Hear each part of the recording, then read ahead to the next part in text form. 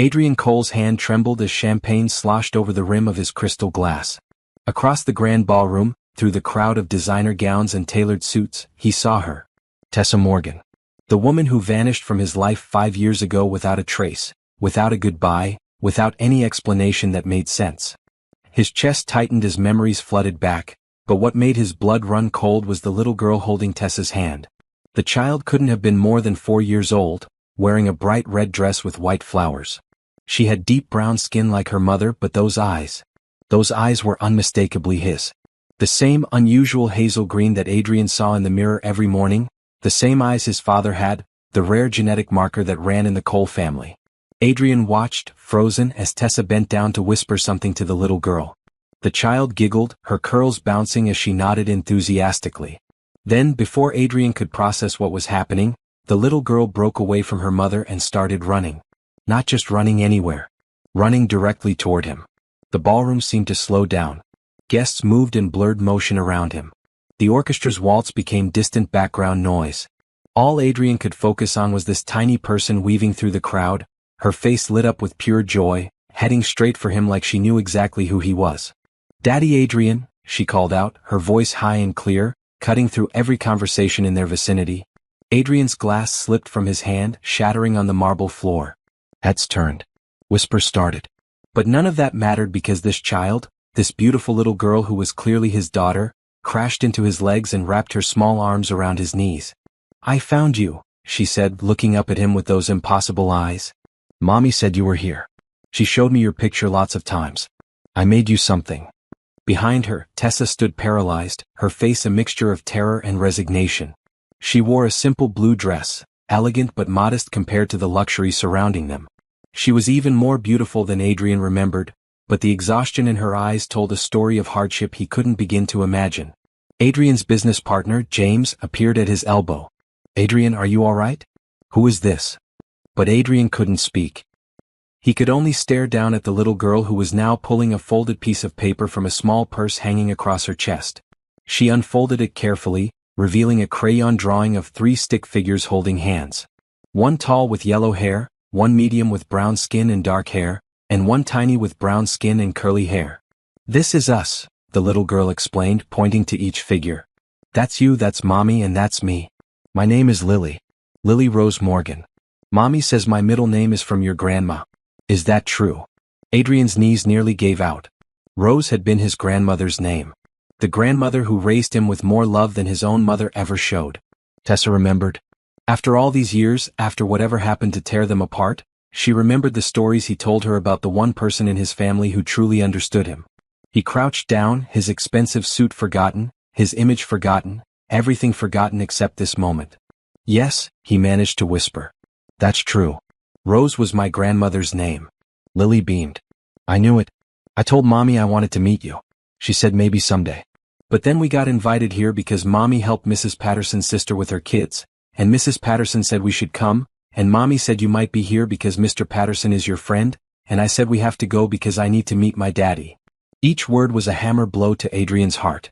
This child had wanted to meet him, had known about him.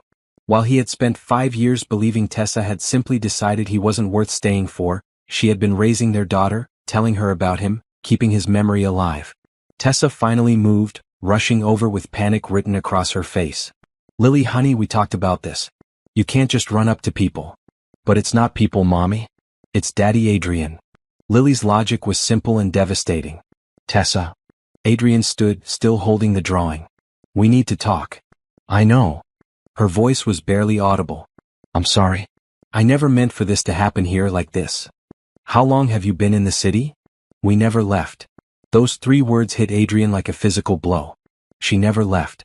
All this time, while he had investigators searching across the country, while he had convinced himself she must have moved far away to start a new life, she had been here. In the same city. Raising his daughter alone. Around them, the wedding guests pretended not to stare, but Adrian could feel their eyes, their phones probably already capturing this moment for social media. His mother would hear about this within the hour.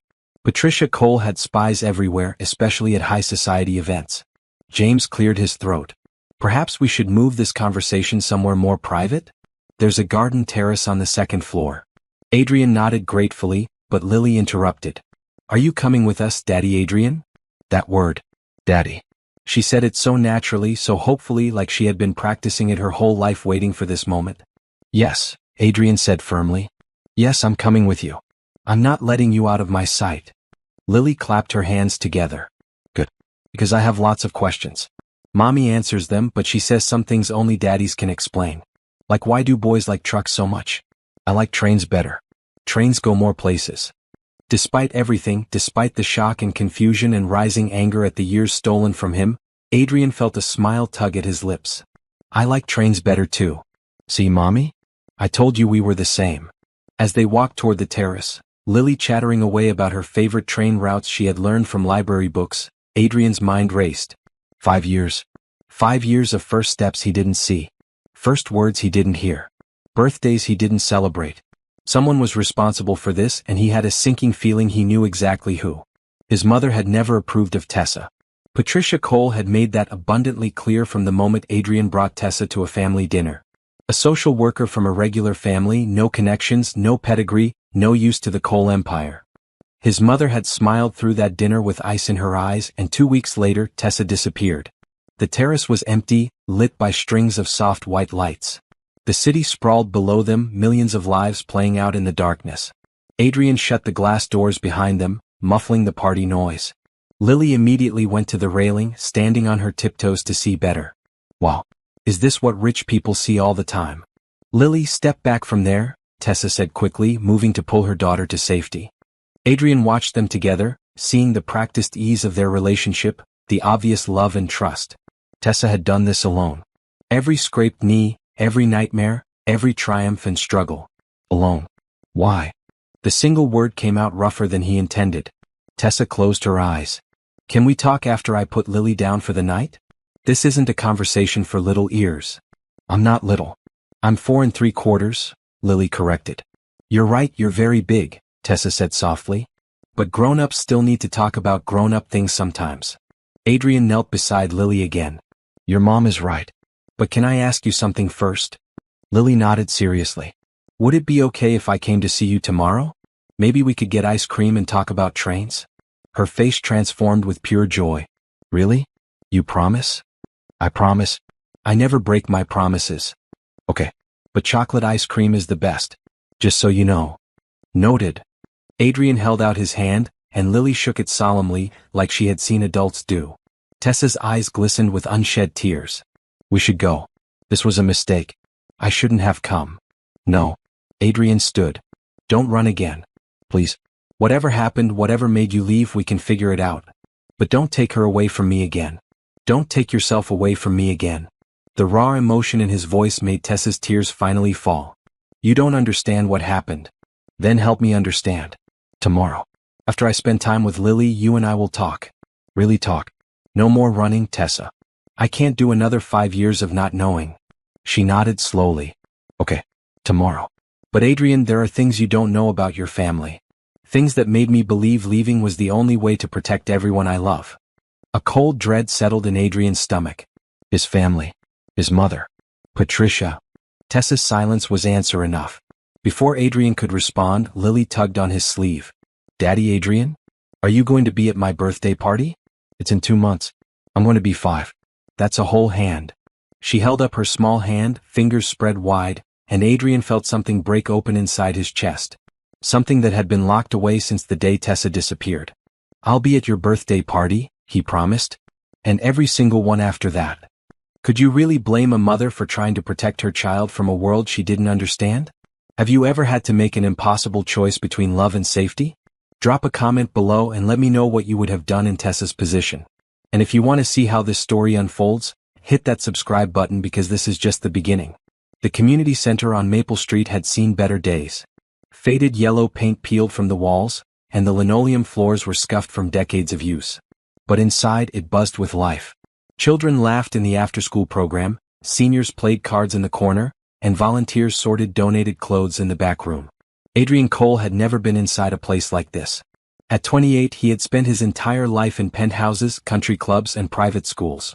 His world was board meetings and charity galas where rich people wrote checks to feel good about themselves without ever seeing where the money went. but his college friend Marcus had begged him to come speak at this fundraiser. Marcus worked for a nonprofit and believed Adrian could inspire these kids with his tech success story. Adrian had agreed mostly to get Marcus to stop calling, but now, standing in this warm, chaotic space, he felt something shift inside him. "Thank you all for coming," a woman's voice called out from the small stage. "I'm Tessa Morgan, the coordinator here at Maple Street Community Center. We're so grateful for your support tonight." Adrian looked up and time seemed to stop. Tessa wore a green sweater and jeans, nothing fancy, but she glowed with genuine warmth. Her dark hair was pulled back in a simple ponytail, and when she smiled, her whole face lit up. She wasn't trying to impress anyone. She was just herself, completely and utterly real in a way Adrian had never experienced in his social circles. She talked about the center's programs with such passion that Adrian found himself leaning forward to catch every word. She told stories about the kids they helped, the families they supported, the elderly people who found community here. She made poverty and struggle sound not like statistics but like real human experiences that deserved dignity and attention. When she finished speaking, Adrian realized he had been holding his breath. "That's Tessa," Marcus said, appearing beside him. "Amazing, right? She turned this place around in 2 years. Used to be they could barely keep the lights on. Now they're expanding programs left and right." "Introduce me," Adrian said before he could think better of it. Marcus raised an eyebrow. "Introduce you? Adrian Cole wants an introduction? Usually women are throwing themselves at you. She's different." "Yeah, she is. Fair warning though, she's not impressed by money. Turned down a donation from a guy last month because he wanted his name on the building in letters bigger than the actual mission statement." Adrian smiled. "Good." When Marcus brought him over, Tessa was talking to an elderly woman about her grandson's progress in the reading program. She took the time to really listen, not just nod politely while waiting for her turn to talk. When she finally turned to Adrian, her smile was friendly but not starstruck. "You must be the famous Adrian Cole," she said, shaking his hand. "Marcus has told me about your work in educational technology." "Nothing as important as what you're doing here," Adrian replied honestly. "We all contribute in different ways. Your speech was great, by the way. The kids loved hearing about coding from someone who actually built something from scratch." They talked for hours that night. Long after the fundraiser ended, long after Marcus gave up waiting and went home, Adrian and Tessa sat on the center's front steps talking about everything and nothing. She told him about growing up with parents who worked 3 jobs between them to keep their family afloat. How she became a social worker because she remembered the kindness of strangers who helped her family during hard times. Adrian found himself telling her things he never shared with anyone. About the loneliness of growing up rich, how his mother controlled every aspect of his life, how his father had died when Adrian was 12 and left him with a fortune but no parent who actually listened to him. His grandmother Rose had been his only real family, and she passed away when he was 20. "Money doesn't buy happiness," Tessa said softly. "But it doesn't mean rich people don't deserve happiness either. Pain is pain no matter what your bank account says." That simple statement, spoken without judgment or envy, made Adrian fall a little bit in love with her right then. They started seeing each other regularly. Adrian would show up at the community center to volunteer, something he had never done before. He tutored kids in math and science. He fixed broken computers. He learned the names of the regulars and started to understand poverty not as an abstract concept but as a reality affecting real people who deserved better. Tessa showed him a world he never knew existed. Street festivals in neighborhoods his driver usually avoided. Tiny restaurants where the food was incredible and the prices were reasonable. Parks where families gathered for free concerts. She taught him that joy didn't require a price tag, that community could be built anywhere people cared enough to try. 6 months into their relationship, Adrian took Tessa to meet his mother. Patricia Cole lived in a mansion that looked more like a museum than a home. Everything was white and gold and cold. She greeted Tessa with a smile that never reached her eyes.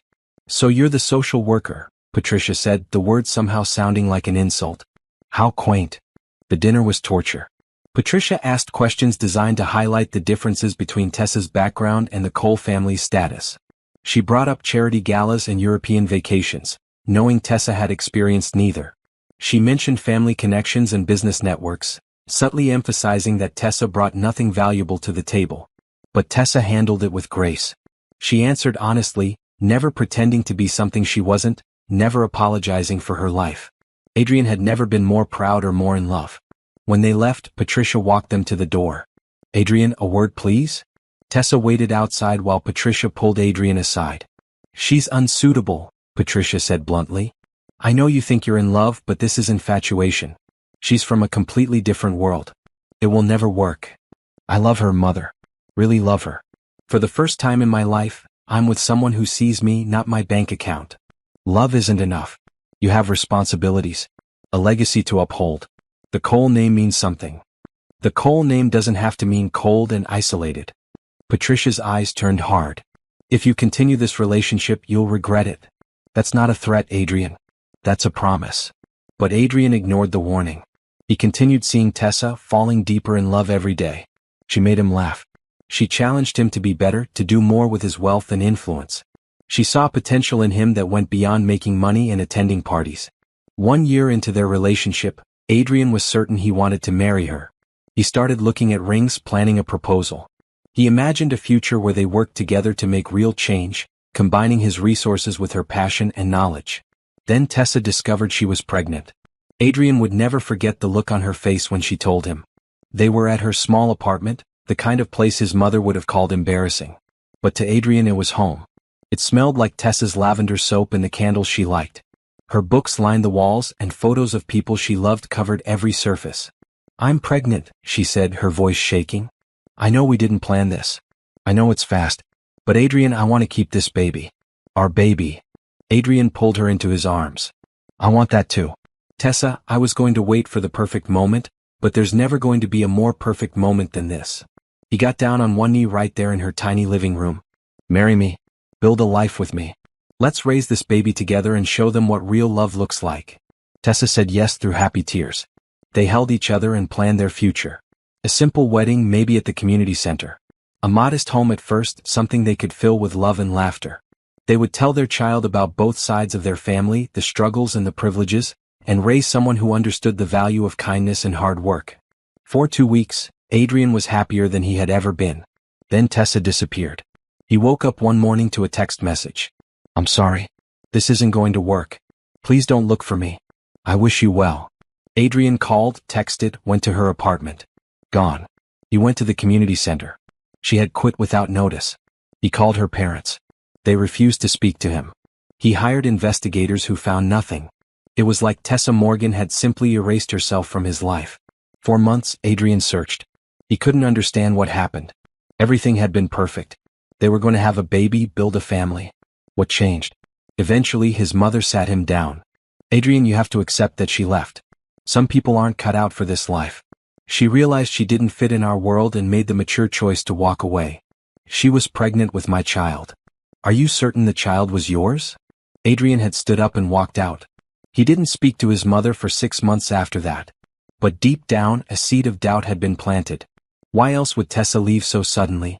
Maybe his mother was right. Maybe Tessa realized she didn't want to be part of his complicated world. He threw himself into work. Cole Technologies expanded rapidly. Adrian made deals, launched products, earned billions. He dated occasionally, women his mother approved of, but never seriously. His heart remained with the woman who disappeared. And now, 5 years later, he had answers. But those answers brought only more questions and a growing rage at what had been stolen from him. Adrian barely slept that night. He kept seeing Lily's face, her joy when she called him daddy, the drawing she made of their family. He kept replaying Tessa's words, there are things you don't know about your family. At 7 in the morning he called his lawyer. I need you to pull every communication my mother had 5 years ago. Phone records, emails, everything. I don't care what it costs or what privacy laws we have to navigate. I need to know what happened. By 9 he was at Tessa's address. She lived in a modest neighborhood, the kind where people actually knew their neighbors and kids played on the sidewalks. Her apartment was in a 3-story building that had seen better days but was clean and well-maintained. He knocked on apartment 2B, his heart pounding. Tessa opened the door looking exhausted. You're early. I couldn't wait. Adrian held up a bag from a local bakery. I brought breakfast. And coffee. I remember you like it with cream, no sugar. Something flickered across Tessa's face. Pain maybe or longing. You remembered. I remembered everything, Tessa. Every conversation, every moment. Nothing about our relationship was forgettable. She let him in.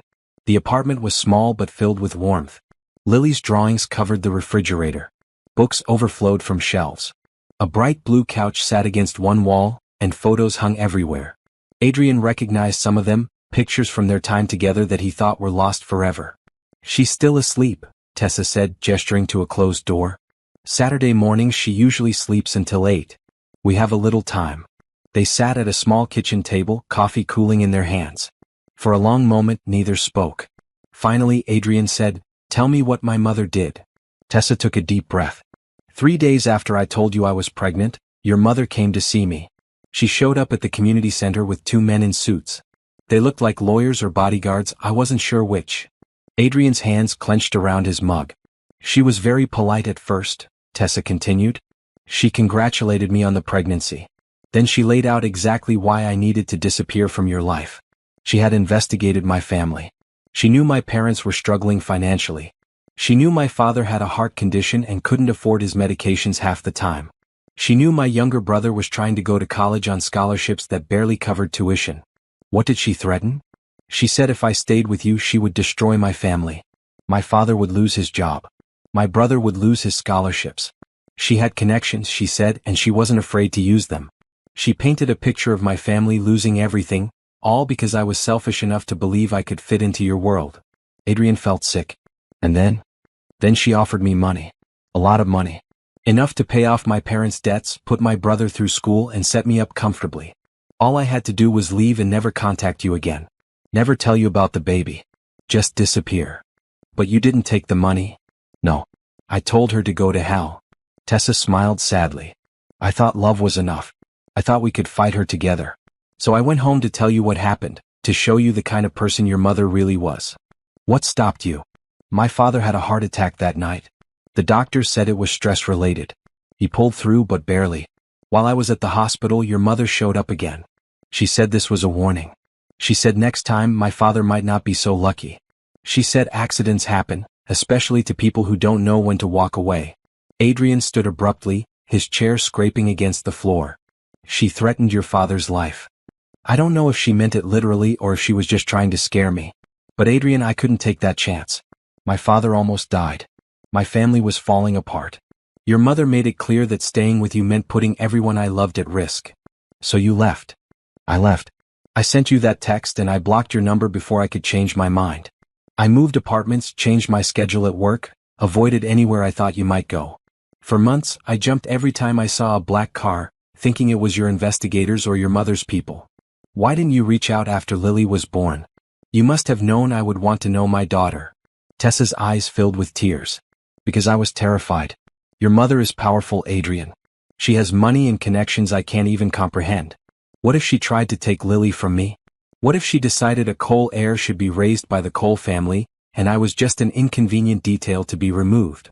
I would never let that happen. You didn't even know she existed. How could you stop something you didn't know about?" Tessa wiped her eyes. "I told myself I was protecting her.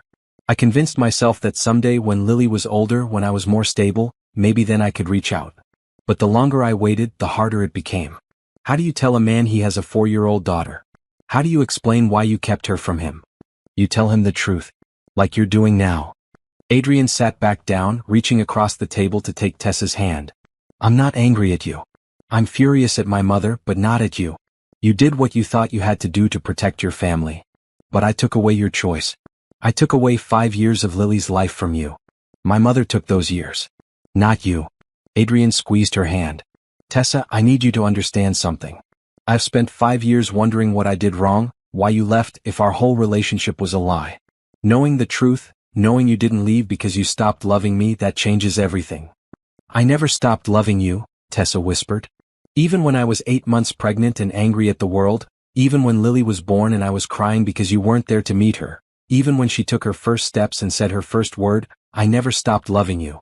I just loved my family more." Before Adrian could respond, Lily's door opened. She walked out rubbing her eyes, wearing pajamas covered in cartoon trains. When she saw Adrian, her face lit up like sunrise. "Daddy Adrian. You came back. I told you I would. I always keep my promises." Lily climbed into his lap without hesitation, as natural as if they had done this every morning of her life. She smelled like child shampoo and sleep, and Adrian felt his eyes burn with tears he refused to shed.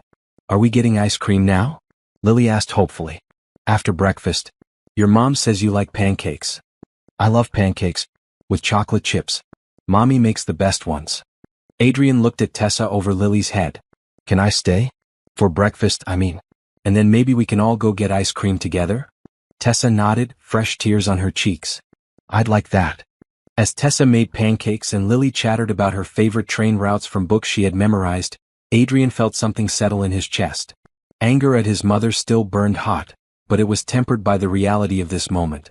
His daughter in his arms. The woman he loved making breakfast. A chance to rebuild what had been destroyed. But he knew this was just the beginning. His mother wouldn't accept this quietly. She had spent 5 years believing she had successfully removed Tessa from Adrian's life. Discovering she had a granddaughter she didn't control would make Patricia dangerous. Adrian would have to face her. But first he was going to eat chocolate chip pancakes with his daughter and take his family out for ice cream. Some things mattered more than confrontation. Some things were worth protecting at any cost. The ice cream shop was busy for a Saturday afternoon. Families crowded around small tables and the line stretched to the door. Lily held Adrian's hand on one side and Tessa's on the other, swinging between them with pure joy. This is the best day ever, Lily announced for the 5th time since they left the apartment. Adrian couldn't stop smiling. Every time Lily looked up at him with those eyes that mirrored his own, his heart expanded in ways he didn't know were possible. She trusted him completely, this little person who barely knew him but had already claimed him as hers. When they reached the counter, Lily pressed her nose against the glass display case. There are so many flavors. How do you choose? You try a few samples, Adrian said, and then you pick your favorite. I can try before I pick? Lily's eyes went wide. That's the best rule ever. The teenager behind the counter smiled and offered Lily a tiny spoon of chocolate. Then strawberry. Then mint chip. Lily took her tasting seriously, considering each flavor with the concentration of a professional food critic. The chocolate is good, she said thoughtfully. But the strawberry tastes like summer. Mommy, what season is it now? Fall, baby. Then I want summer. I choose strawberry. Adrian ordered chocolate for himself and vanilla with caramel for Tessa, remembering it was her favorite. Her surprised look confirmed he was right. They found a table outside where they could watch people walk by. Lily sat between them, carefully licking her cone so it wouldn't drip. Daddy Adrian, do you have a job? Lily asked suddenly. I do. I run a technology company. We make computers and software that help people learn things. Like educational stuff? Exactly like educational stuff. Mommy says education is important. She says it's how people get chances to do better. Lily paused to catch a drip of ice cream. Do you like your job? I do. But I think I could like it more. I think I've been doing it wrong for a while. How do you do a job wrong? Adrian considered his answer carefully. Even at 4, Lily deserved honesty. I focused too much on making money and not enough on helping people. Your mom taught me that a long time ago, but I forgot for a while. Mommy is really smart, Lily said proudly. She helps lots of people. Sometimes they cry and say thank you, and Mommy says she's just doing her job, but I know she does more than just her job. She does her heart too. Adrian looked at Tessa, who was blinking back tears. Your mom has the biggest heart of anyone I know. That's why I picked her to be my mom, Lily said matter-of-factly. You picked her? Adrian asked, charmed. Before I was born. When I was in heaven waiting. I looked down and I saw Mommy and I said, that one, she's going to be the best at loving me. So I picked her. Tessa laughed through her tears. Where did you learn that? Mrs. Chin at the library. She said that's how it works. Babies pick their parents before they come down. Adrian felt his throat tighten. I'm glad you picked your mom. She is the best at loving you. Did you pick your mom? Lily asked innocently. The question hit Adrian like cold water. I don't know. Maybe we don't always pick right. Lily frowned. Is your mom not good at loving? She loves in her own way. But it's different from how your mom loves. Different how? Tessa intervened gently. Some people show love by trying to control things. They think if they can control everything they can keep the people they love safe. But real love means trusting people to make their own choices. Even if the choices are mistakes? Lily asked. Even then. Because that's how we learn and grow. Lily thought about this while finishing her cone. Then she said, I think you made a good choice, Daddy Adrian. What choice? Coming to find us. Mommy was scared you might be mad, but I told her you wouldn't be. I told her daddies are supposed to find their families. Adrian reached over and gently tugged one of Lily's curls. You were right. And I'm not mad. I'm grateful. What's grateful mean? It means thankful.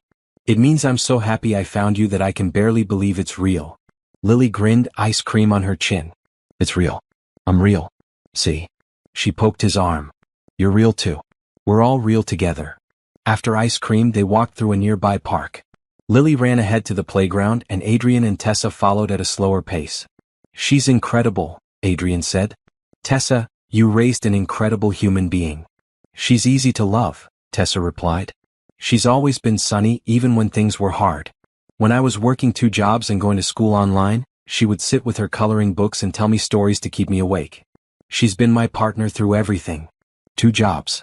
I had to pay the bills somehow. Social work doesn't pay much, but I wanted to finish my degree. So I worked at the community center during the day and cleaned offices at night.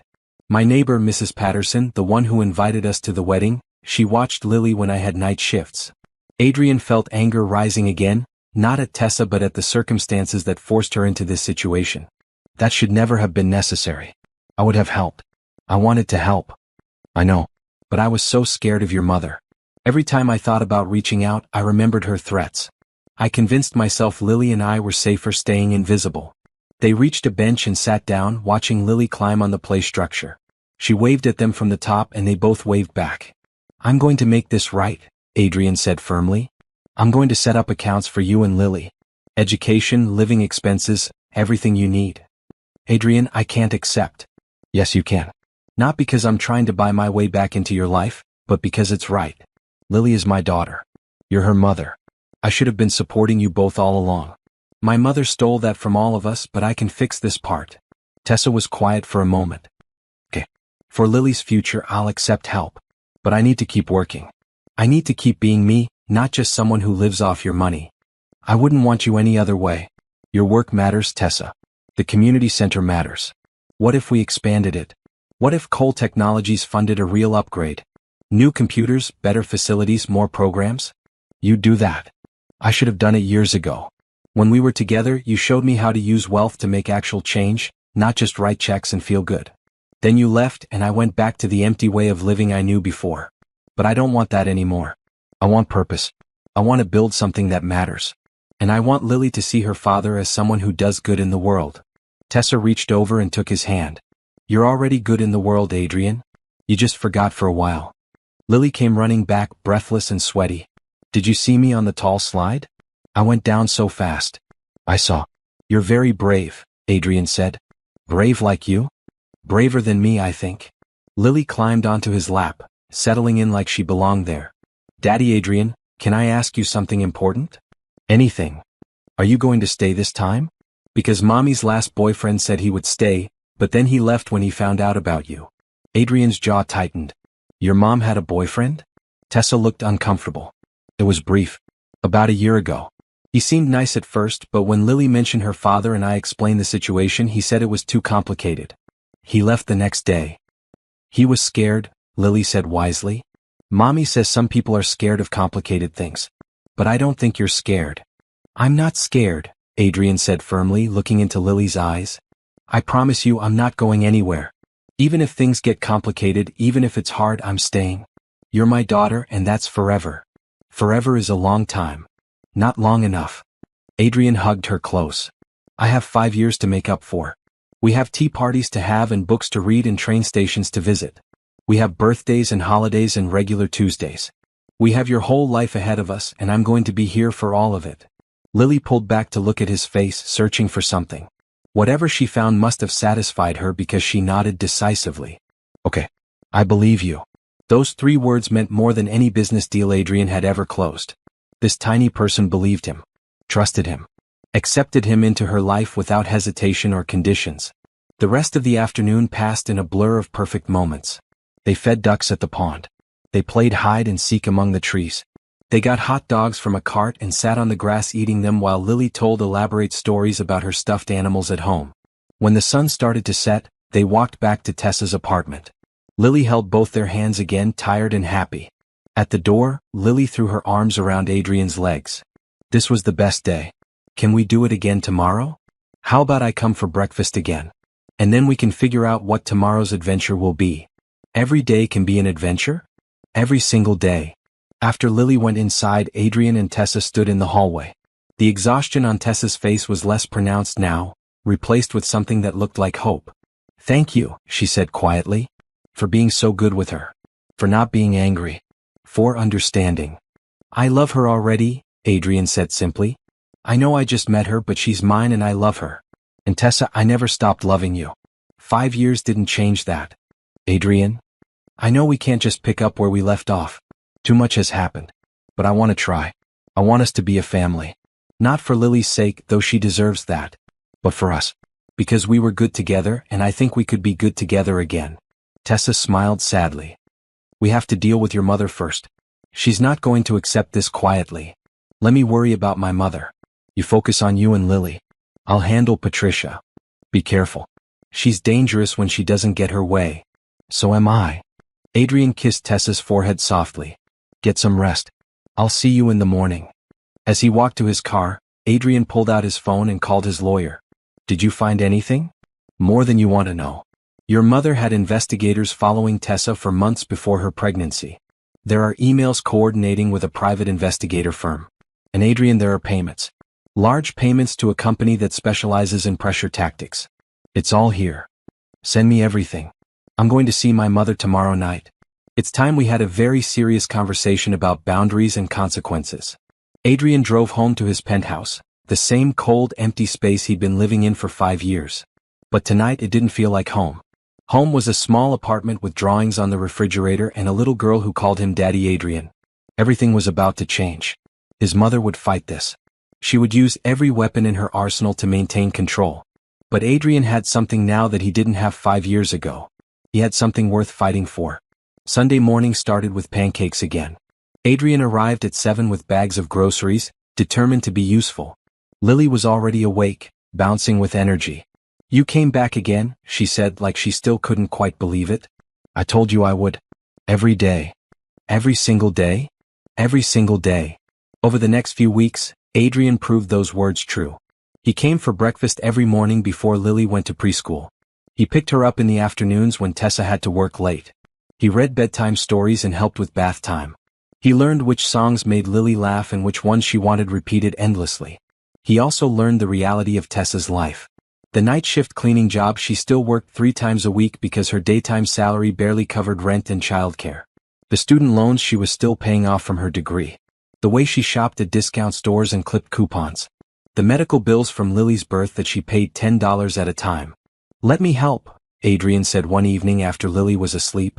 They sat on Tessa's small couch, the only light coming from a lamp with a slightly crooked shade. "You already help. You've been here every day. I mean financially. Let me pay off these bills. Let me cover rent so you can quit the night job. Tessa, you're exhausted. You work yourself to the bone and it doesn't have to be this way. It feels like charity. It's not charity. It's me being a father and partner. It's me doing what I should have been doing for the past 5 years." Adrian took her hand.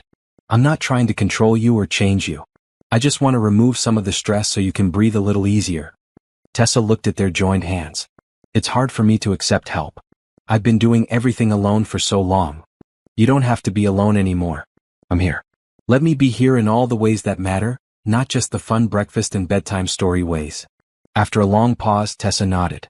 "Okay. But slowly. I need to adjust to this new reality where I'm not constantly worried about money." The next day, Adrian had his accountant set up accounts for Lily's education and future. He paid off Tessa's medical bills and student loans. He covered her rent for a year in advance. He did it all quietly without fanfare, simply making problems disappear. But the best help he gave was his time. He showed up consistently, reliably, exactly when he said he would. He proved to both Tessa and Lily that his promises weren't empty words. Lily thrived with 2 parents. Her confidence grew. She started talking about when Daddy Adrian and I, as naturally as she talked about anything else. She drew pictures of their family constantly, always the same 3 figures holding hands. One afternoon, while Lily napped, Tessa showed Adrian a notebook she kept. "I started this when Lily was born," she explained. "I write down stories about you, memories from when we were together. I wanted her to know you even if she couldn't meet you. I wanted her to understand that you were real and you loved her, even if you didn't know she existed." Adrian paged through the notebook with tears in his eyes. Story after story of their time together. The night they met. Their first kiss. The way Adrian laughed at Tessa's terrible jokes. His kindness to the kids at the community center. His grandmother Rose and the stories he told about her. You made me a real person to her, he whispered. You were always real to us. Even when you were gone. Adrian pulled Tessa close, and for the first time since she had returned to his life, he kissed her. It was gentle, tentative, full of 5 years of longing and loss. When they pulled apart, Tessa was crying. I missed you so much, she said. Every single day I missed you. We have time now. We have all the time in the world to make new memories. But Adrian knew their peace was temporary. He had been avoiding the inevitable confrontation with his mother, wanting to establish his relationship with Lily first. But Patricia had eyes everywhere. She would know by now that Adrian had found Tessa and discovered his daughter. The confirmation came that evening in the form of a text from his mother. We need to talk. Tomorrow evening. My house. Come alone. Adrian showed the message to Tessa. I'm scared, she admitted. What if she tries to take Lily? She won't. I have lawyers who will ensure she can't. And Tessa, I have evidence of what she did 5 years ago. Emails, payment records, everything. She threatened you and your family. That's not going to look good if it becomes public. You'd expose your own mother? To protect you and Lily? Without hesitation. Adrian cupped Tessa's face in his hands. My mother ruled my life for too long. She controlled everything through fear and money. But she doesn't control me anymore. Love is stronger than fear. You taught me that. The next evening, Adrian drove to his mother's mansion. The same house where Tessa had endured that awful dinner. The place felt even colder now, knowing what Patricia was capable of. His mother waited in her formal sitting room, perched on a white sofa like a queen on a throne. She was 65 but looked younger, maintained through expensive procedures and careful living. She wore a burgundy suit that probably cost more than Tessa's monthly rent. Adrian, she said coolly, I hear you've been busy. You mean you heard I found my daughter and the woman you terrorized into leaving me? I did what was necessary to protect you. Protect me from what? From love. From happiness? From building a real family? Adrian remained standing, refusing to sit and play nice. From making a mistake that would haunt you forever. That woman was completely unsuitable. She would have dragged you down to her level. Her level? Tessa is a social worker who dedicates her life to helping people. She's kind, intelligent, and has more integrity in her little finger than you have in your entire body. Patricia's eyes flashed. How dare you speak to me that way? How dare you threaten an innocent woman and her family? How dare you steal 5 years of my daughter's life from me? Adrian pulled out his phone and opened the file his lawyer sent. I have evidence of everything you did. The investigators you hired to follow Tessa. The pressure company you paid to threaten her family. The timing of her father's heart attack with your visits. It's all here. For the first time, Patricia looked uncertain. You're bluffing. Am I? Want me to send these emails to the press? Want the world to know that Patricia Cole, philanthropist and society queen, destroyed a young woman's life because she wasn't rich enough for her son? Want your friends at the country club to know you threatened a pregnant woman? You wouldn't. Try me. Test my limits and find out exactly what I'm willing to do to protect my family. Patricia stood abruptly. That child is a Cole. She belongs with this family, raised properly with the right education and connections. That woman can't provide for her the way we can. That woman is Lily's mother and my partner. And you will treat her with respect or you will never meet your granddaughter. You can't keep my own grandchild from me. Watch me. Lily is 4 years old and happy and loved. She doesn't need your money or your connections or your toxic view of the world. She needs love and kindness and acceptance, things you've never been good at providing. Patricia's face went pale then red. I did everything for you. Everything I've done was to give you a better life. No, you did everything to control me. There's a difference. Grandma Rose loved me. She supported me. She celebrated my choices even when they weren't what she would have chosen. You've only loved me when I obeyed you. Rose spoiled you. Made you soft. Rose made me human. She taught me that money and power are tools, not identities. She showed me how to care about people beyond what they can do for me. Adrian moved toward the door. I'm going to marry Tessa. I'm going to be a father to Lily. And you have a choice to make. You can accept us as we are and be part of our lives, or you can stay here in your cold house with your cold heart and miss out on knowing your granddaughter. Adrian, wait. He paused at the door but didn't turn around. I lost you once, Patricia said, and for the first time, Adrian heard something almost like vulnerability in her voice. When your father died, you pulled away from me. Rose got your affection, your time, your trust. I was left with nothing but the business and the duty. Adrian turned slowly. You pushed me away, Mother. Every time I tried to share something with you, you criticized it. Every friend I made wasn't good enough. Every interest I had was frivolous. You wanted me to be a perfect reflection of the Cole name, but you never wanted me to just be Adrian. I didn't know how. Patricia sat down heavily. My own mother was cold and distant. I thought that's what being a parent meant. Preparing you for a harsh world. Making you strong. You made me lonely. Until Tessa, I didn't know what real connection felt like. She made you happy? Happier than I've ever been. Even now, after everything, she makes me better. Patricia was quiet for a long moment. I've been alone in this house since you stopped coming around. The business runs itself. My charity boards don't need me, they just need my money. I thought I was building a legacy, but all I've built is emptiness. Adrian saw his mother, really saw her, maybe for the first time. An aging woman who had spent her entire life building walls instead of bridges. Who thought control was love and fear was respect. It's not too late, he said quietly. But you have to change. You have to accept that you can't control everything and everyone.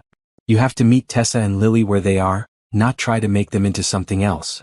I don't know if I can do that. Then I guess you'll miss out on knowing the most amazing little girl in the world. Your choice, Mother. Adrian left, not sure what his mother would decide. But he had said what needed saying. The rest was up to Patricia. When he got back to Tessa's apartment, Lily was still awake, waiting for him. Did you talk to your mom? She asked seriously. I did. Is she nice now? I don't know yet. But I hope so. Because I'd like you to meet your grandmother someday. Lily climbed into his lap. If she's your mom, she must have done something good. She made you, right? Adrian laughed, the first time he'd laughed since entering his mother's house. That's a very kind way to look at it. Mrs. Chin says everyone has good inside them.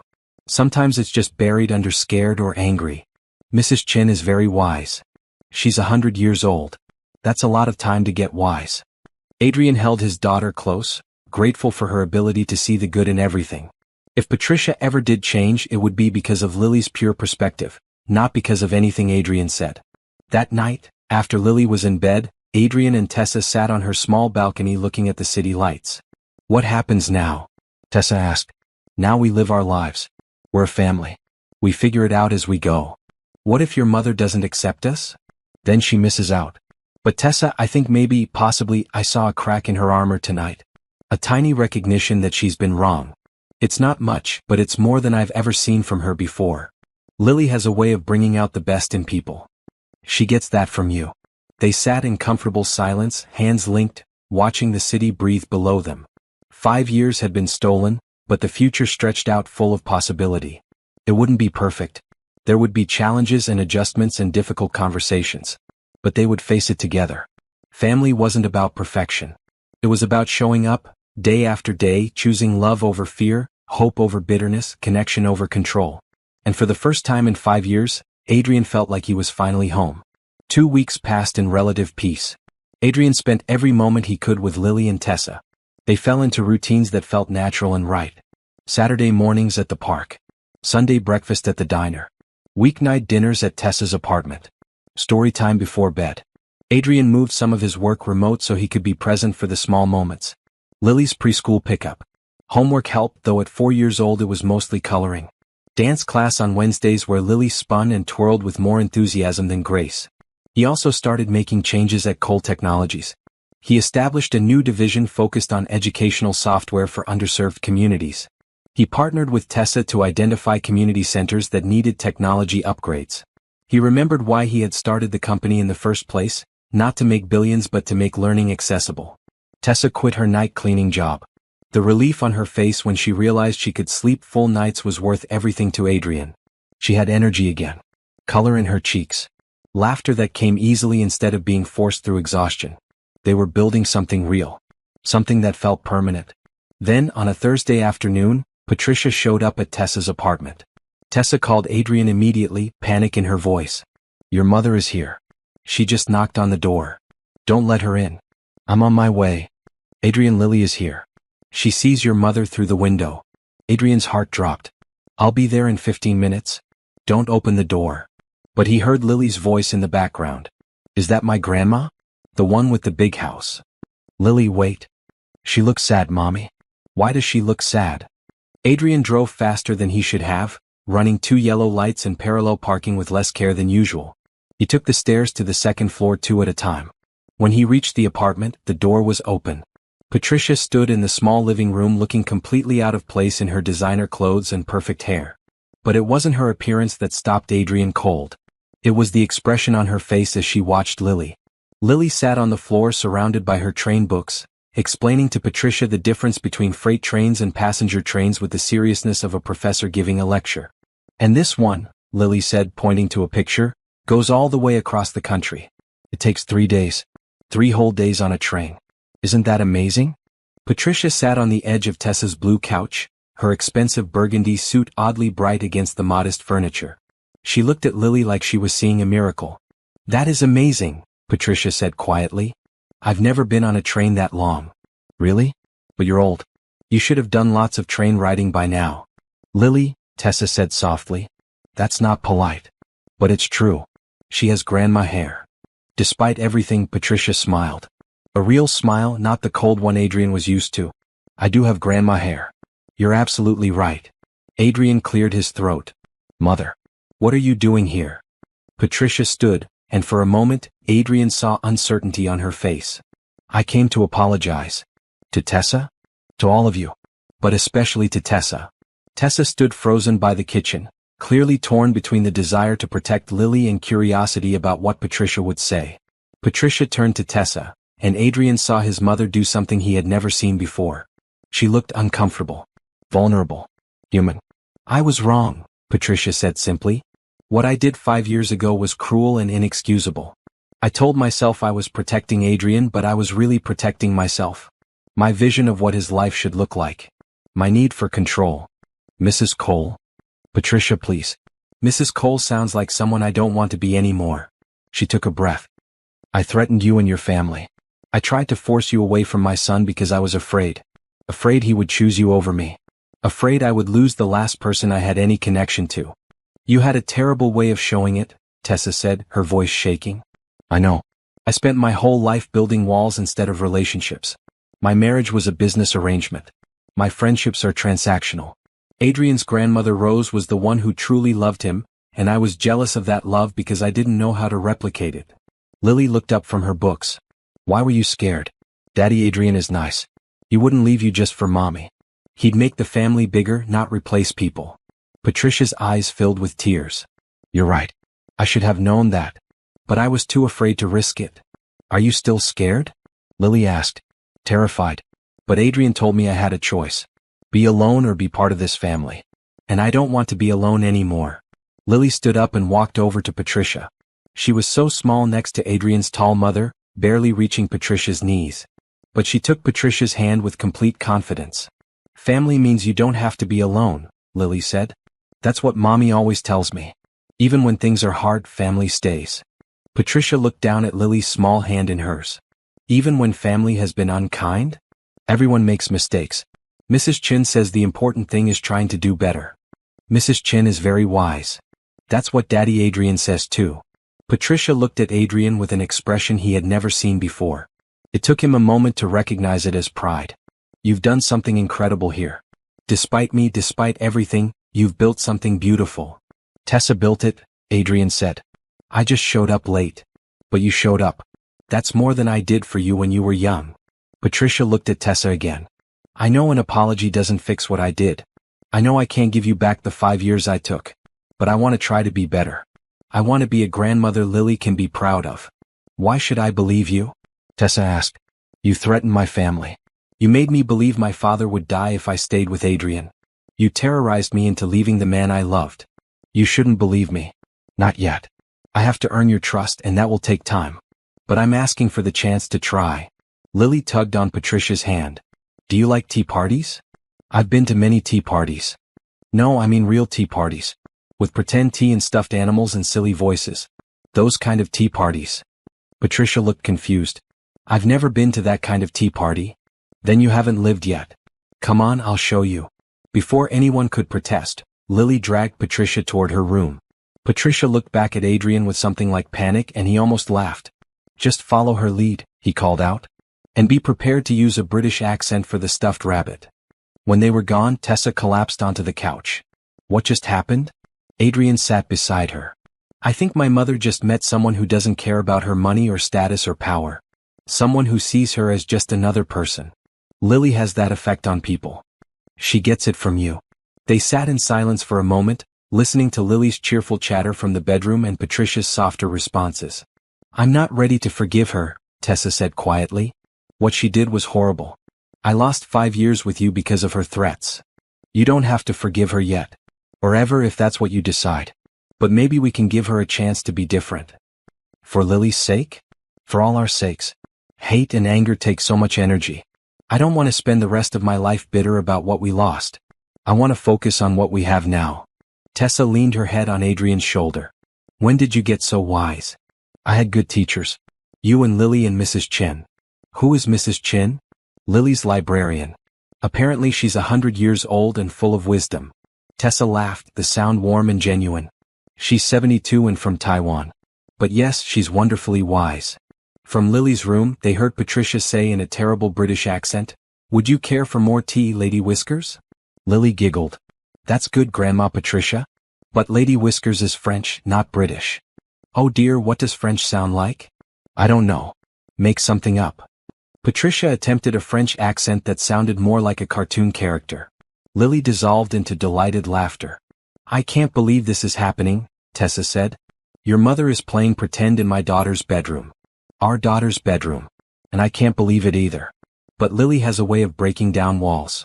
They heard more laughter from the bedroom, and despite everything, despite the pain and the lost years and the justified anger, something in Tessa's chest loosened. Maybe forgiveness wasn't something you decided once. Maybe it was something you chose every day, little by little, when someone genuinely tried to change. When Patricia emerged from Lily's room 30 minutes later, her perfect hair was slightly mussed and there was a stuffed bear under her arm. Mr. Honey has decided to come home with me, she explained seriously. He needs to see how the other bears live. Mr. Honey is very lucky, Lily said, hugging Patricia's legs. Will you come back for another tea party? If your mother says it's okay. All eyes turned to Tessa. She took a deep breath. You can come back. But Patricia, if you ever threaten my family again, if you try to control or manipulate any of us, you're done. No second chances. No forgiveness. Done. I understand. Thank you. After Patricia left, promising to return Mr. Honey safely and to come for dinner the following week, Lily climbed into Adrian's lap. Grandma Patricia is sad inside, she said matter-of-factly. But I think tea parties might help. You think tea parties can fix everything? Adrian asked, charmed. Not everything. But lots of things. Tea parties and trains and chocolate ice cream. Those are the important things. Adrian hugged her close, breathing in her little girl's scent of shampoo and crayons. You're absolutely right. That night, after Lily was asleep, Adrian and Tessa sat on the balcony again. Do you think she means it? Tessa asked. Do you think she'll really change? I think she's going to try. Whether she succeeds is another question. But Lily already loves her, and that might be enough to keep Patricia trying. Children have such open hearts. They learn it from their parents. You taught Lily to see the good in people, even when it's buried deep. I had to learn that lesson myself. After everything, I was so angry. I wanted to hate your mother. Some days I did hate her. But hate is exhausting. And I didn't want Lily to grow up around that energy. You're an incredible mother.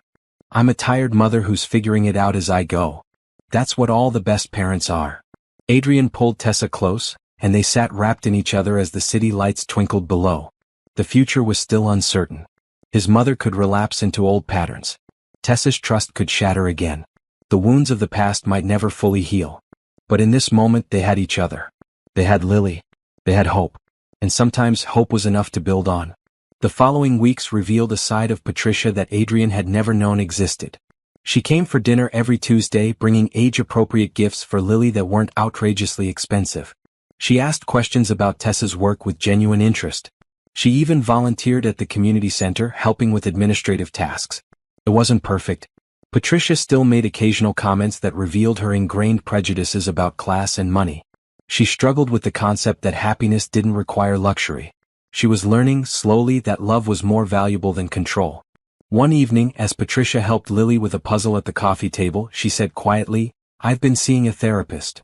Adrian looked up from where he was helping Tessa prepare dinner. You're what? A therapist. After our conversation, after meeting Lily, I realized I didn't know how to be the person I want to be. So I'm getting help. Patricia fit a puzzle piece into place.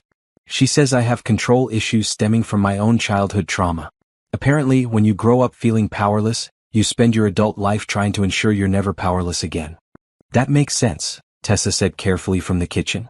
It doesn't excuse what I did, but it helps me understand why I did it. And understanding is the first step to changing. Lily looked up from the puzzle. What does trauma mean?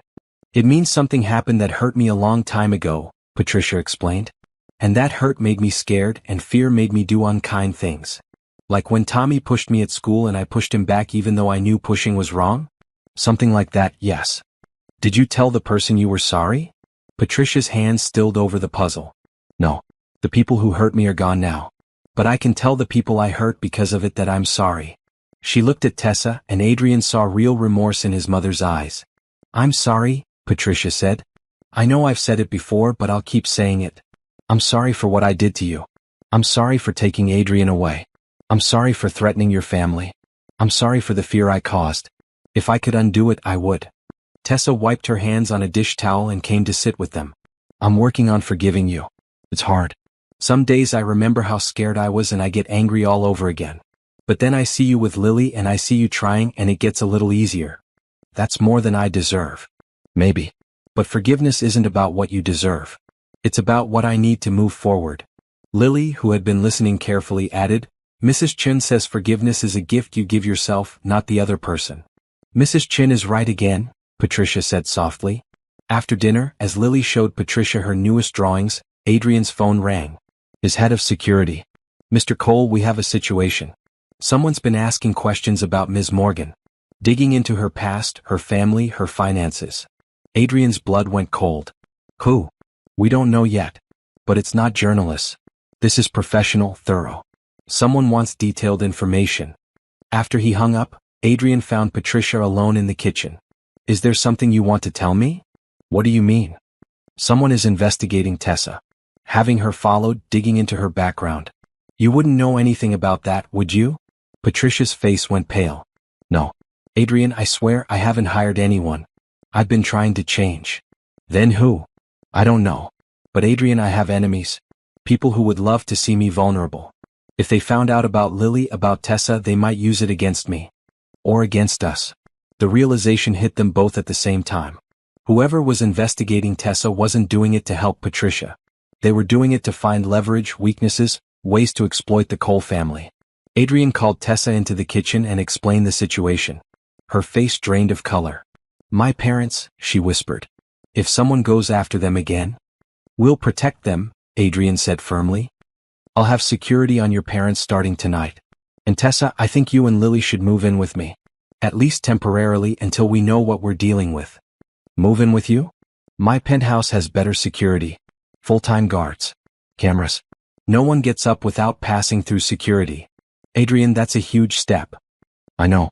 But your safety matters more than taking things slow. Patricia cleared her throat. Or they could come stay at my house. It has even better security than Adrian's building. Gates, guards, the whole estate is monitored. Both Adrian and Tessa stared at her. I know what you're thinking, Patricia continued. The same house where I made Tessa feel unwelcome. But things are different now. I'm different. And more importantly, Lily would be safest there. I can't, Tessa said immediately. Patricia, I appreciate the offer, but I can't live in that house. Then let me hire additional security for your building. Guards at the entrance, cameras in the hallways. Whatever makes you feel safe. Adrian watched his mother carefully. This wasn't the controlling Patricia he knew. This was someone genuinely trying to help without strings attached. Let's start with security for Tessa's parents, Adrian decided. And we upgrade security here. If things escalate, we'll revisit the living situation. Over the next few days, Adrian's team worked to identify who was investigating Tessa. They traced the inquiries back to a private investigation firm that specialized in corporate espionage and opposition research. The firm's client remained anonymous, but Adrian had his suspicions. Business rivals who would love to find dirt on the Cole family. Competitors who wanted leverage in negotiations. Maybe even tabloid journalists looking for a story about the reclusive billionaire's secret family. Through it all, Patricia surprised everyone. She used her connections to quietly shut down some of the investigation channels. She called in favors from people who owed her, making it clear that anyone who threatened Tessa or Lily would answer to her personally. "Why are you doing this?" Tessa asked one evening when Patricia stayed late to help install additional locks. "Because you're family now. Because Lily is my granddaughter. And because I owe you 5 years of protection I didn't provide. You're the reason I needed protection in the first place." "I know. And I can't change that. But I can make sure no one else hurts you the way I did." Lily, overhearing from her bedroom where she was supposed to be sleeping, called out, "Grandma, Patricia is a hero now." "Not a hero," Patricia called back. "Just someone trying to be better." "That's the same thing," Lily insisted. A week later, Adrian's security team finally identified the client behind the investigation. It wasn't a business rival or a journalist. It was Patricia's sister, Catherine, who Adrian barely remembered. Catherine had been cut out of the family fortune years ago after a bitter dispute with Adrian's father. "She's looking for ammunition," Adrian's head of security explained. "She wants to challenge your father's will, claim Patricia had undue influence.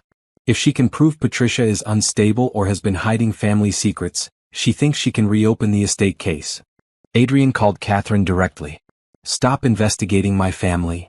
"Family? That woman and her child are not your family, Adrian. They're gold diggers who saw an opportunity. They're my daughter and her mother. And if you continue this, I'll make sure every business connection you have knows exactly why you were cut from the will. I have the documents, Catherine. The fraud, the theft, the lies. All of it. You wouldn't dare. Try me. Leave Tessa and Lily alone, or I'll destroy whatever reputation you have left." The line went dead. That night, Adrian told Tessa and Patricia what he'd learned and done. "You threatened your aunt for me," Tessa said softly. "I protected my family. That's different." Patricia was quiet, processing. Finally she said, "Catherine always was vindictive. I should have anticipated this." "It's handled now," Adrian assured her. "She won't bother us again." But Lily, who had been drawing at the table, looked up with wise eyes. "Bad people don't just stop being bad because you tell them to. Mrs. Chin says that." "Mrs. Chin isn't always right," Adrian said gently. "Yes, she is. She's 100 years old." 72, Tessa corrected automatically. "That's still really old." Despite the tension, they all laughed. Lily had a way of breaking through the darkest moments with simple observations. Over the following weeks, Catherine did back off. Adrian's threat had worked, or perhaps she realized she had no real case. Either way, the investigation stopped. Life began to settle into a new normal.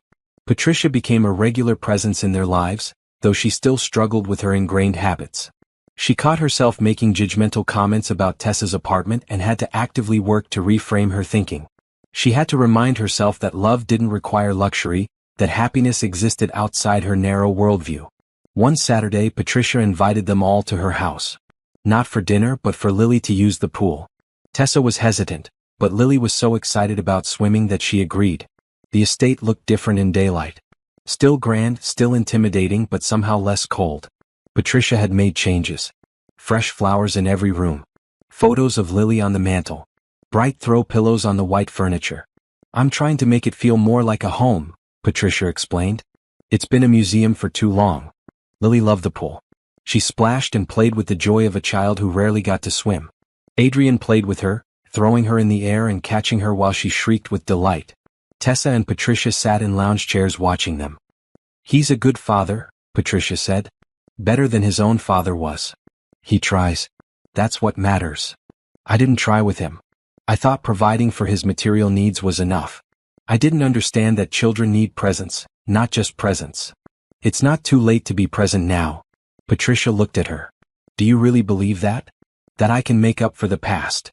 I believe people can change if they want it badly enough. And I see you wanting to. I want Lily to know a different version of me.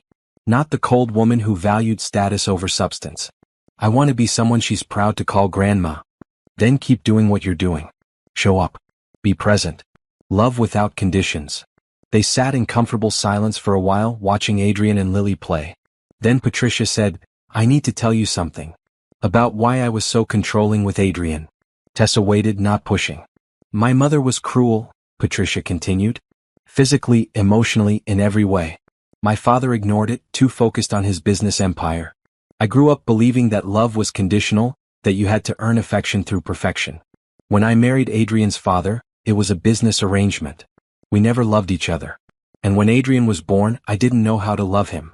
I only knew how to control him, shape him, mold him into something that would survive in this harsh world. I understood.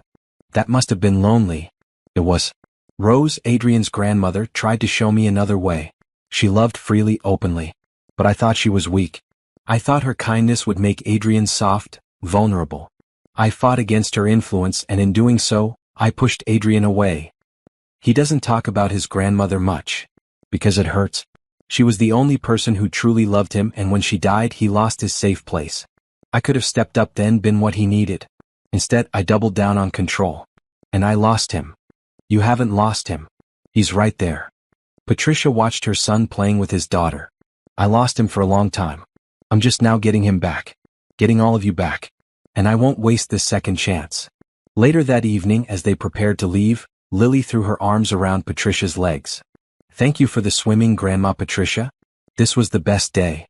Patricia bent down, something she never would have done in her designer clothes before, and hugged Lily properly. You're welcome, sweetheart. Come back anytime. Can I really? Anytime I want. Anytime you want. This is your house too now. On the drive home, Lily chattered about the pool and the fancy towels and the cookies Patricia had made. Yes, made, not bought from an expensive bakery. Patricia had actually baked cookies, probably for the first time in her life because Lily mentioned she liked homemade ones best. Your mother is trying really hard, Tessa said to Adrian. I know. I never thought I'd see the day. Do you think it will last? I think she's scared of losing us again. Fear used to make her controlling. Maybe now it will make her careful, considerate. Trying to be better. Fear isn't the best motivation. No, but love is. And I think she's learning to love without conditions. Lily is teaching her. In the back seat, Lily had fallen asleep, exhausted from swimming. Adrian glanced at her in the rearview mirror, his heart full. I want to ask you something, Adrian said quietly. What? Move in with me. Not because of security threats or practical reasons. But because I want to wake up with you every morning. I want to have breakfast as a family every day, not just weekends. I want to be there for every moment, big and small. Tessa was quiet for a long time. That's a big step. I know. And if you're not ready, I understand. But Tessa, I lost 5 years with you. I don't want to waste any more time on slow and careful when we could be building a life together. What about Lily? What if things don't work out? I can't put her through losing you again. Things will work out. I'm not going anywhere. I promise you, Tessa. I'm in this forever. Forever is what you promised Lily. And I meant it. Both of you. Forever. Tessa reached over and took his hand. Okay, let's do it. Let's be a family under one roof. Really? Really? But I want to keep working. I want to maintain my independence. And I want to say in decorating because I've seen your penthouse and it's very modern and cold. Adrian laughed. Deal. Make it warm. Make it home. I can do that. They drove through the city, hands linked, their daughter sleeping in the back, the future stretching out full of promise. There would be challenges ahead. Patricia's change might not stick. Catherine might cause more trouble. Life would throw curveballs. But they would face it together. As a family. With love and hope and the simple wisdom of a 4-year-old who believed that tea parties could fix almost anything. Moving day was chaotic in the best way. Tessa didn't have much furniture, having lived minimally for years, but she had boxes of books, Lily's toys, and memories that needed careful packing. Patricia showed up with a moving crew. I know you said you didn't need help, but I wanted to make sure everything arrived safely. Tessa had learned to accept Patricia's gestures for what they were, genuine attempts to be useful and included. Thank you. I appreciate it. Adrian's penthouse was on the 40th floor with floor-to-ceiling windows overlooking the city. It was sleek and modern, all glass and chrome and neutral colors. Beautiful but impersonal, like a very expensive hotel. Lily walked in and her first words were, "Where are all the colors?" That's what I said, Tessa laughed. We're going to fix that. Over the next few weeks they transformed the space. Bright rugs softened the hard floors. Lily's artwork went up on the walls in colorful frames. Bookshelves replaced some of the abstract sculptures. Photos covered surfaces where there had only been expensive emptiness before. Adrian's home office became a shared space where Tessa could do her social work case files and Lily could do homework when she started kindergarten. They painted one wall bright blue at Lily's insistence because blue is happy. This room needs to be happy. The dining room, which Adrian had rarely used, became the heart of the home. They ate dinner there every night, talking about their days. Lily told elaborate stories about her stuffed animals' adventures. Tessa shared about the families she helped. Adrian talked about his work in ways that made it accessible and interesting. Patricia joined them twice a week for dinner. She brought stories from her therapy sessions, sharing insights with a vulnerability that still surprised Adrian. She talked about unlearning toxic patterns, about recognizing how her own childhood trauma had shaped her parenting, about the hard work of becoming someone new. One evening, Patricia said, "My therapist suggested I apologize to you, Adrian, for your childhood. For not being the mother you needed. You already apologized." "Not really. I apologized for what I did to Tessa. But I never apologized to you for the years of emotional distance, for making you feel like you had to be perfect to earn my love, for competing with Rose instead of learning from her." Adrian set down his fork. Lily, sensing the serious moment, climbed into Tessa's lap quietly. "I'm sorry," Patricia continued. "I'm sorry I wasn't warm. I'm sorry I criticized instead of encouraged. I'm sorry I made you feel alone even when I was in the same room. I'm sorry I valued the Cole name more than I valued you." Adrian felt his throat tighten. "I needed to hear that. I know. I should have said it years ago. But I'm saying it now. And Adrian, I'm proud of you. Not because you're successful or wealthy, but because you're kind. Because you love openly. Because you're the father to Lily that I never was to you. You're learning. That's what matters. I'm trying. Some days are harder than others. Yesterday I caught myself about to criticize Tessa's choice of afternoon activities with Lily. Then I stopped and asked myself, why does it matter? Is anyone being hurt? No. Is Lily happy? Yes. So I kept my mouth shut and said nothing. That's growth, Tessa said warmly. Baby steps, Patricia replied. Very small baby steps. Lily looked up from Tessa's lap. I like your baby steps, Grandma Patricia. They're going in the right direction. Patricia smiled, and Adrian saw genuine happiness on his mother's face. Not the polite smile she wore at charity events or the cold one she used in business meetings. Real joy. The following month, Adrian launched the new educational technology initiative at Cole Technologies. He partnered with community centers across the city, providing free computers, internet access, and software designed specifically for underserved populations. The community center where he and Tessa had met was the first to receive the upgrade. New computers replaced the ancient machines. High-speed internet was installed. Educational software that adapted to each child's learning level was made available to everyone. At the launch event, Tessa stood beside Adrian as he spoke to the crowd of community members, educators, and press. 5 years ago, I walked into this building for the first time, Adrian said. I was here to give a speech, to feel good about myself for an hour, and then return to my comfortable life. But something happened that day. I met someone who showed me what real impact looks like. Not writing checks from a distance, but being present, showing up, doing the work. He looked at Tessa, who was trying not to cry. This initiative isn't charity. It's investment. Investment in the future, in education, in the belief that every child deserves access to the tools that will help them learn and grow. The woman who taught me that is here today. Tessa Morgan, the coordinator of this center, the person who has dedicated her life to serving this community. And she happens to be my partner and the mother of my daughter. The crowd erupted in applause. Tessa wiped her eyes, overwhelmed. When the formal event ended, kids swarmed the new computer lab. Lily was right there with them, showing off the coding program Adrian had designed specifically for young learners. Look, this robot does what you tell it to do, Lily explained to a group of fascinated children. You just have to give it the right instructions. Adrian watched his daughter teaching other kids with the same passion Tessa brought to her work. Like mother, like daughter. Mrs. Chin, the librarian Lily adored, came over to Adrian. She was a tiny woman with silver hair and kind eyes behind thick glasses. Your daughter talks about you constantly, Mrs. Chin said. For a long time she talked about you like you were a story character. Someone wonderful but not real. Now she talks about you like you're her whole world. She's mine, Adrian said simply. Good fathers raise good humans. You're doing well. I had a good teacher. Tessa showed me what real parenting looks like. Tessa is special. When she first came here she was hurting. I could see it. But she never let that hurt stop her from helping others. She turned her pain into purpose. I'm going to marry her, Adrian said. I haven't asked yet, but I'm going to. Mrs. Chin smiled. She'll say yes. But not because of your money or your status. She'll say yes because you see her. Really see her. That's what we all want, isn't it? To be truly seen by someone who loves us. That night, after Lily was in bed, Adrian and Tessa stood on their penthouse balcony looking at the city lights. Today was incredible, Tessa said. Seeing the kids' faces when they saw the new equipment, hearing them talk about what they want to learn.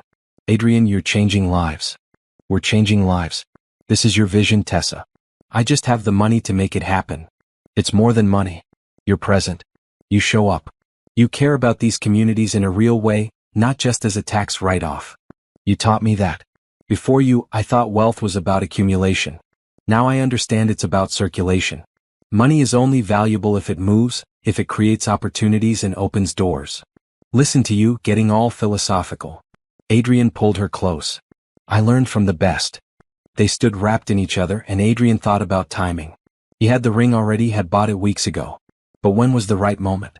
How did you propose to someone you had already lost once? How did you make it perfect?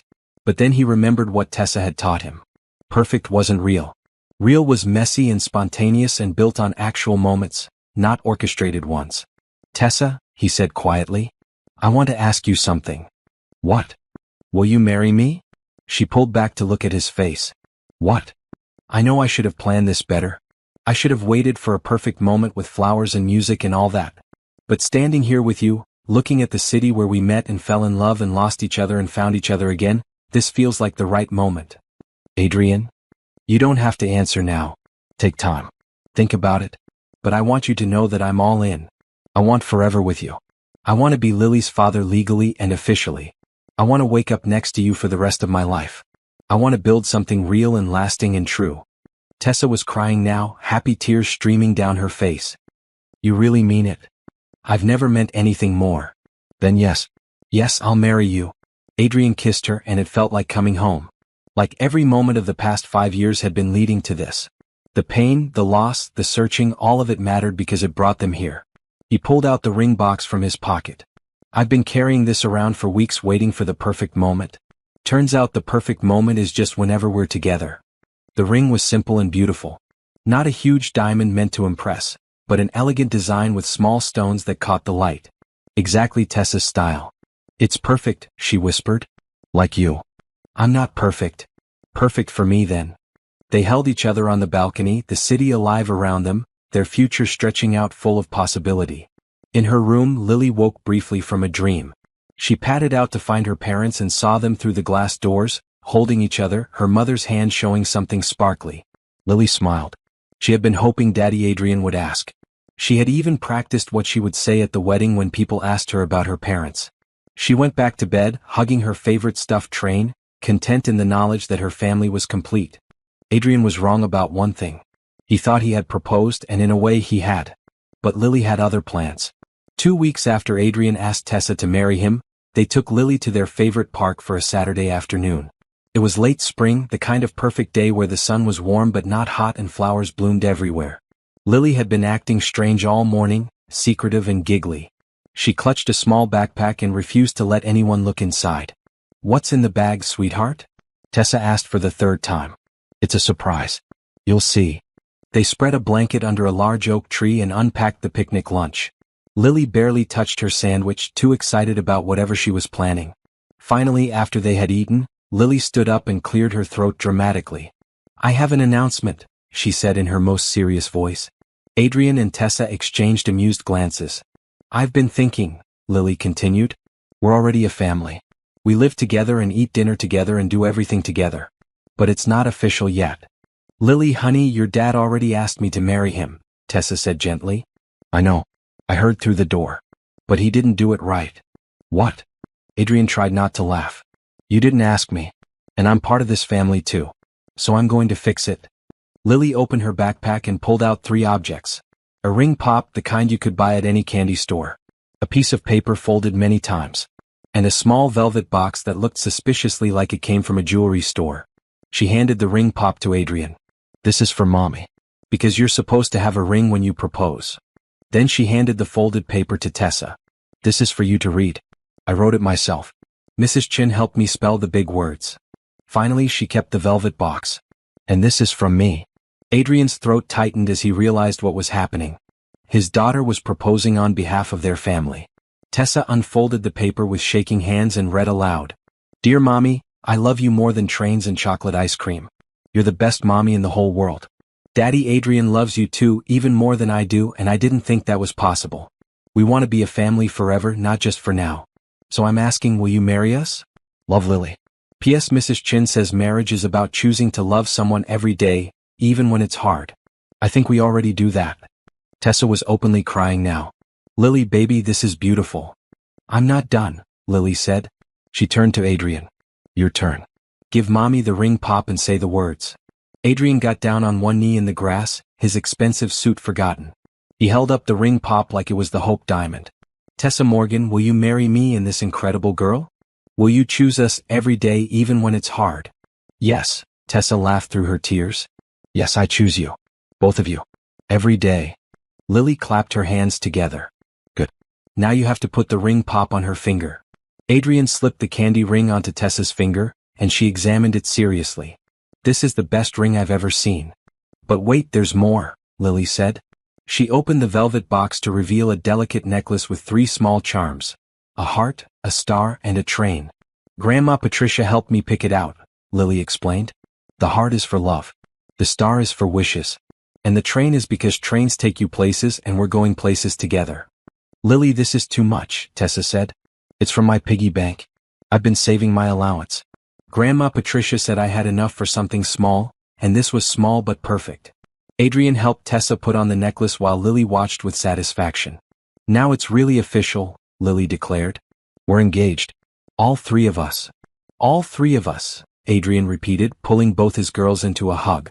Around them, other park visitors had noticed the scene. A few were taking photos. One woman was openly weeping. An older couple applauded softly. Lily waved at them. We're getting married. All of us. The afternoon became a celebration.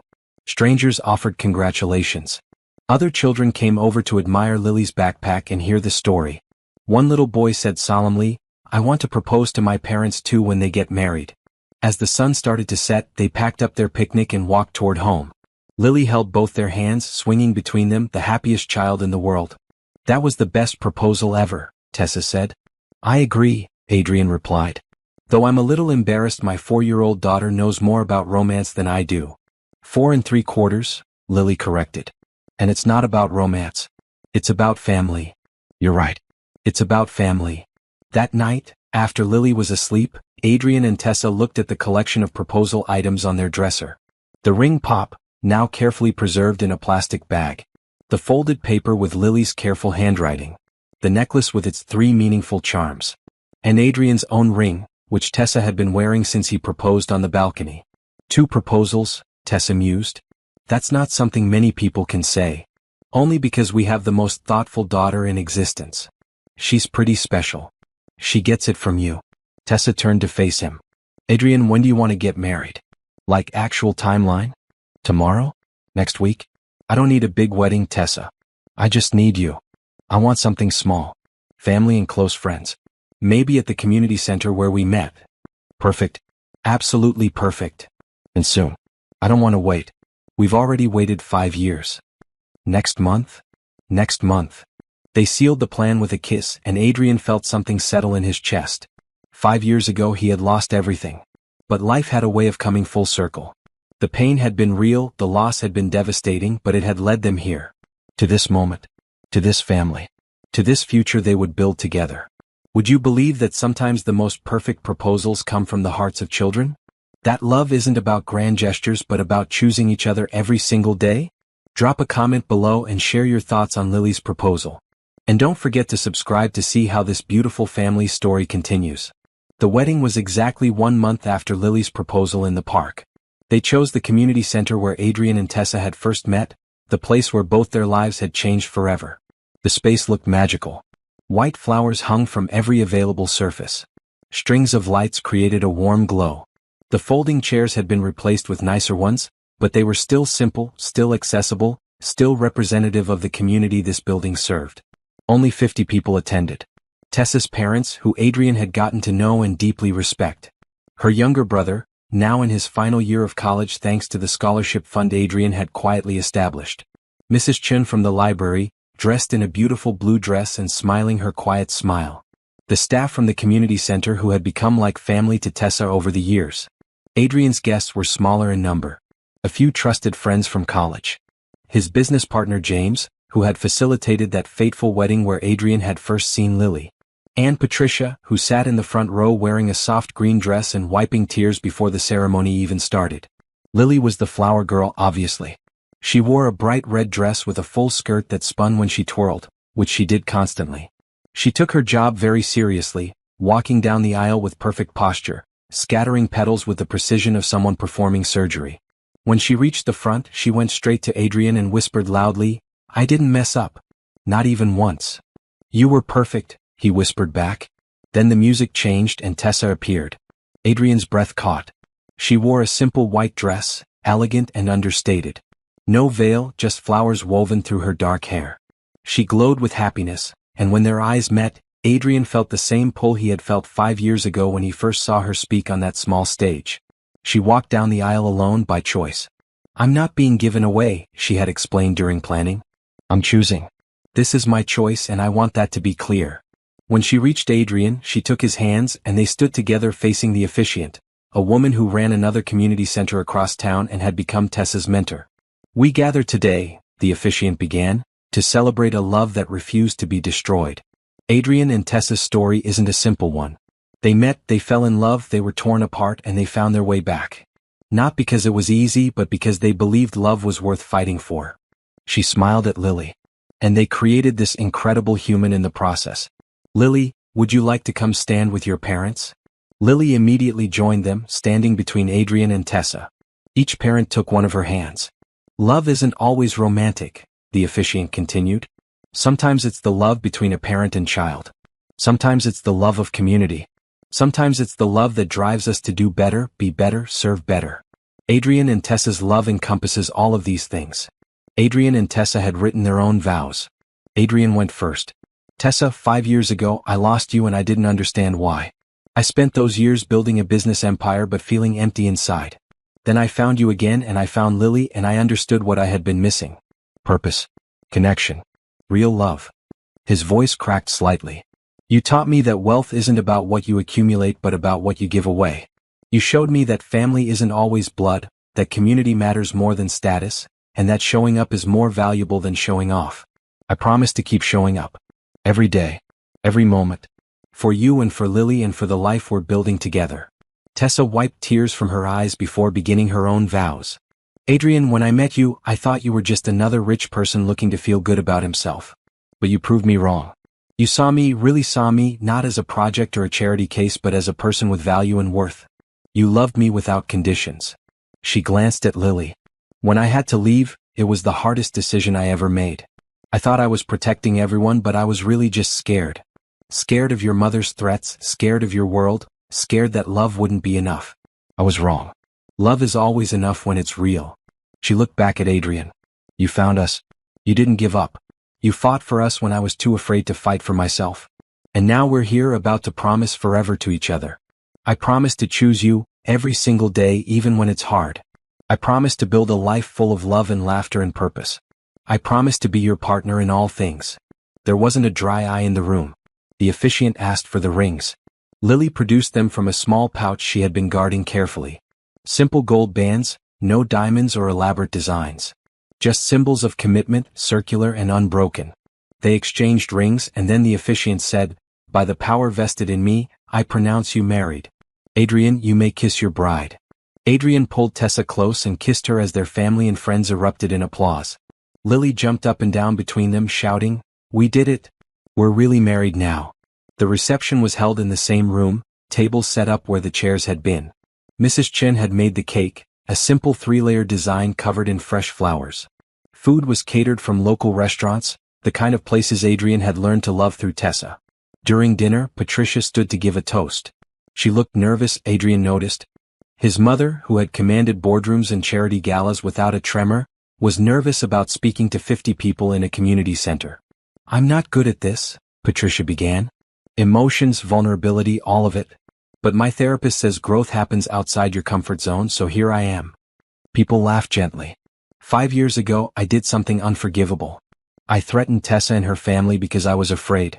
Afraid of losing control, afraid of losing my son, afraid of anything that didn't fit my narrow view of how life should be. In doing so, I stole 5 years from Adrian and Tessa. I stole 5 years of Lily's life from her father. The room was silent now. I can't undo that. But I can tell you what I've learned. Love isn't about control. Family isn't about status or money or living up to some impossible standard. It's about showing up. It's about trying to be better today than you were yesterday. It's about accepting people as they are, not trying to force them into shapes that make you comfortable. Patricia looked at Lily. My granddaughter taught me that. She's 4 years old and wiser than I'll ever be. She loves without conditions. She forgives without holding grudges. She sees the good in people even when they don't deserve it. She raised her glass. To Adrian and Tessa. May your marriage be everything mine wasn't. May you always choose each other. May you build a family based on love, not fear. And may you teach your children, including any future children, the lessons I failed to teach mine. Everyone raised their glasses. To Adrian and Tessa. As the evening progressed, Adrian watched his new wife dance with their daughter. Watched Patricia laughing with Tessa's parents, all past hurts seemingly set aside for this one perfect night. Watched the community they had built gather around them with genuine love and support. James approached Adrian with a knowing smile. You did good, man. Really good. I got lucky. Tessa could have refused to speak to me that night at the wedding. She could have kept Lily from me forever. But she didn't. Because underneath the fear she never stopped loving you. Anyone could see that.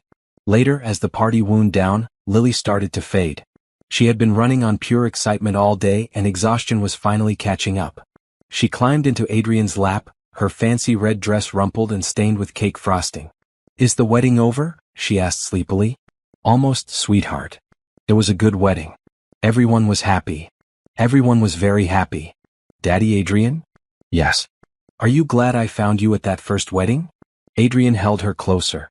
Finding you was the best thing that ever happened to me. Even better than marrying Mommy? You and Mommy are a package deal. I can't imagine one without the other. Satisfied, Lily closed her eyes and fell asleep right there in his arms. Tessa came over and smiled at the sight. She's going to be so mad tomorrow that she missed the end of the party. We'll tell her every detail. Ready to go home? Yes. Let's take our daughter home. Our daughter. Those words would never stop being meaningful to Adrian. Their daughter. Their family. Their future. They said their goodbyes, hugged everyone, thanked Mrs. Chen for the cake and Patricia for everything she had done to help with the planning. Then they drove home through the city, Lily asleep in her car seat, Tessa's hand in Adrian's. Do you think we'll always be this happy? Tessa asked quietly. No, Adrian said honestly. Life will throw challenges at us. There will be hard days and disagreements and moments of doubt. But I think we'll always choose each other. And that's better than constant happiness. That's real. Real is better, Tessa agreed. 1 year later, they celebrated at the same community center for a different reason. Cole Technologies had expanded its educational initiative to 20 cities nationwide. Tessa had left her coordinator position to run the program full-time, using Adrian's resources and her expertise to create real change in underserved communities. Patricia had joined the board of the foundation they established, using her connections for good now instead of control. She showed up at every event, rolled up her sleeves and worked alongside volunteers. She was learning that respect earned through kindness mattered more than respect commanded through fear. Lily, now 5.5, was starting kindergarten. She wanted to be a social worker like her mom when she grew up. Or maybe a train conductor. She hadn't decided yet. At the celebration event, surrounded by families whose lives had been changed by the program, Adrian stood with Tessa and watched their daughter play with other children. Remember when you thought your life was over because I disappeared? Tessa asked. I remember. Turns out it was just beginning. The best part was just beginning, Adrian corrected. Do you think 5 years ago Adrian would believe this is where you'd end up? Adrian thought about the man he had been. Lost, searching, building wealth but not meaning. That man had needed to be broken down to be rebuilt into something better. I think 5 years ago Adrian would be grateful, he said finally. Grateful that he met you. Grateful that he didn't give up searching. Grateful that love turned out to be stronger than fear or pride or stubbornness. And grateful for Mrs. Chen's wisdom? Especially that. They laughed together and across the room Lily looked up and waved. Her parents waved back and she grinned before returning to her game. You know what the best part is? Tessa said. We get to do this every day. This isn't the ending. This is just a really good middle. To many more middles, Adrian said. To showing up. To choosing each other. To love that's stronger than fear. They kissed, and around them the community they had built together thrived. Children learned on new computers. Families found resources and support. Dreams became possibilities. 5 years ago, Adrian had lost everything. But loss had taught him what actually mattered. Not money or status or control. Not even the destination. What mattered was the journey. The people you traveled with. The love you chose to give and receive. The ways you showed up even when it was hard. Especially when it was hard. Because love wasn't about easy. It was about worth it. And this family, this life, this beautiful messy reality they had built together was worth every challenge, every tear, every moment of doubt that had led them here. Lily ran over and grabbed both their hands. Come on, they're about to announce the new program cities. I want to hear if ours is one of them. Ours already has the program, sweetheart, Tessa said. I know, but I want them to say our city's name so everyone knows we're special. They followed their daughter toward the stage, hands linked, hearts full. The past had been painful, but the present was beautiful. And the future stretched out ahead, full of promise and possibility and the simple joy of being together. That was enough. More than enough. It was everything.